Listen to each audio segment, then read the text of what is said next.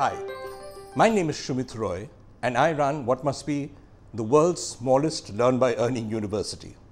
It's called Rumnev Brands. Yeah, you have to get the pronunciation right. Rumnev Brands. The Rumnev part is definitely tongue-in-cheek, but the brands part is very, very clear.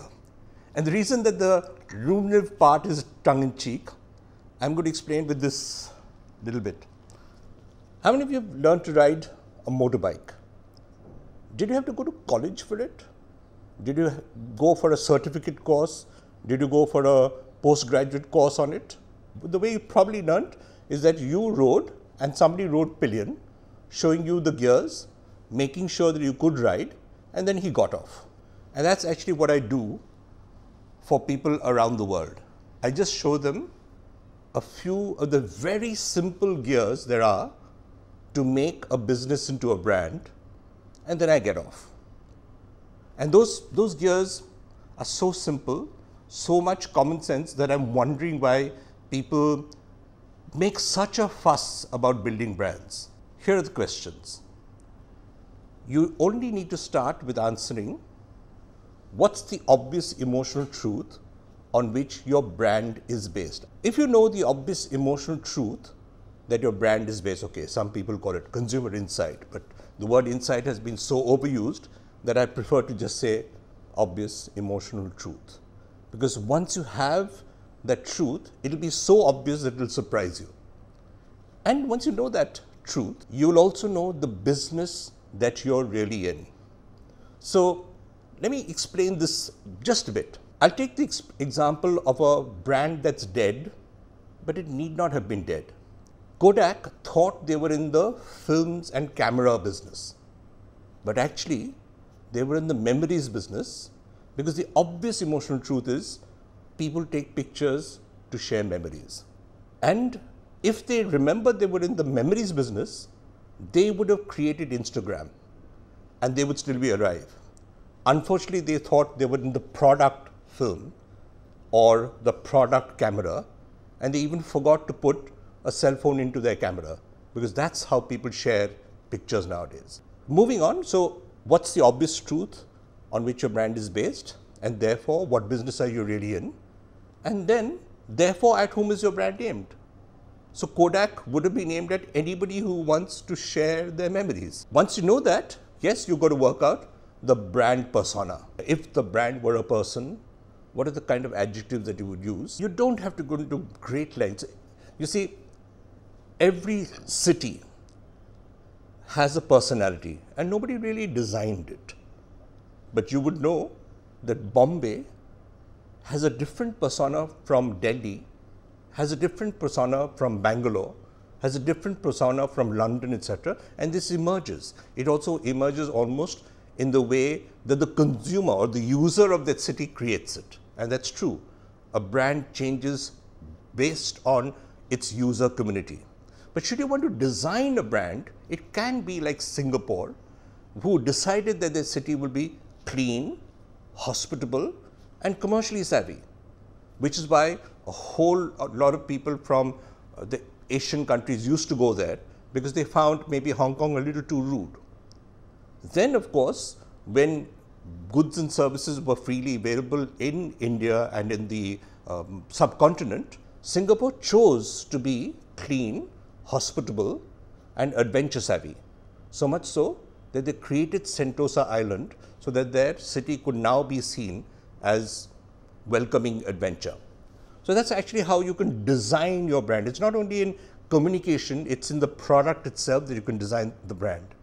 So you've got what's the obvious emotional truth that your brand is based on, therefore what business you're really in, therefore at whom is the brand aimed, and then you design the persona of, if the brand were a person, just to choose 3 adjectives that you would be known for, and based on that you can come up with an organizing idea that the consumer will want to champion. You know, one of the things I've realized of late, and it's come a long time in realizing, is that the consumer is the world's most powerful medium.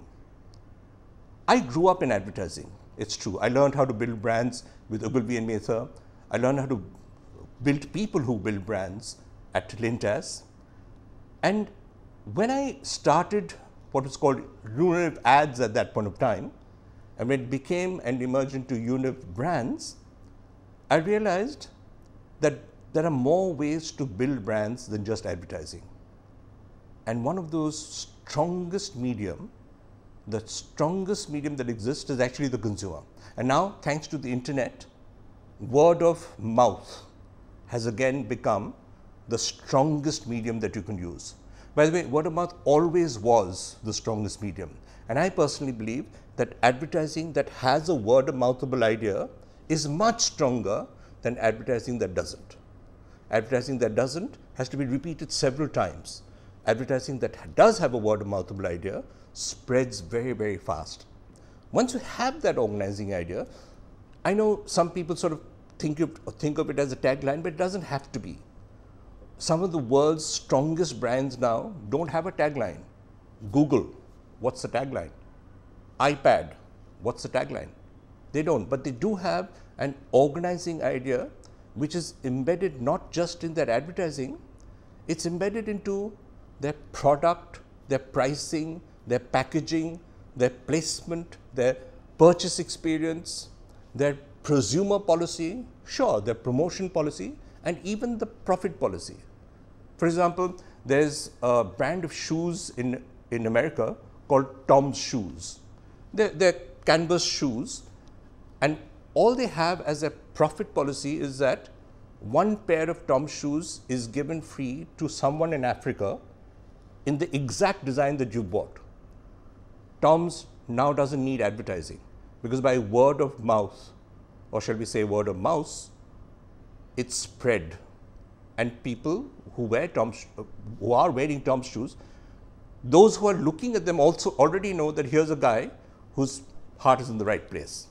And that's how brands can be built.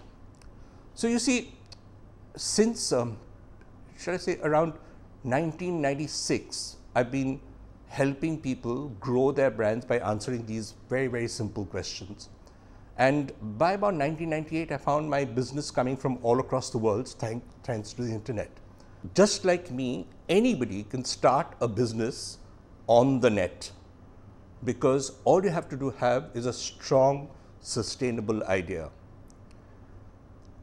Univ Brands has clients which are now spread across Chile, USA, Canada, Spain, Italy, and so on and so on, Singapore, Australia, it's right across the world.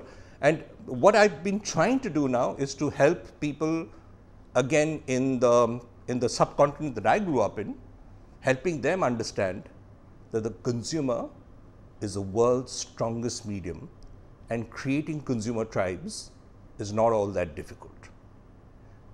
Anytime that you want to get in touch with me, you're welcome to do so. You'll find me on LinkedIn, you'll find me on Facebook, you'll find me at mobike@gmail.com.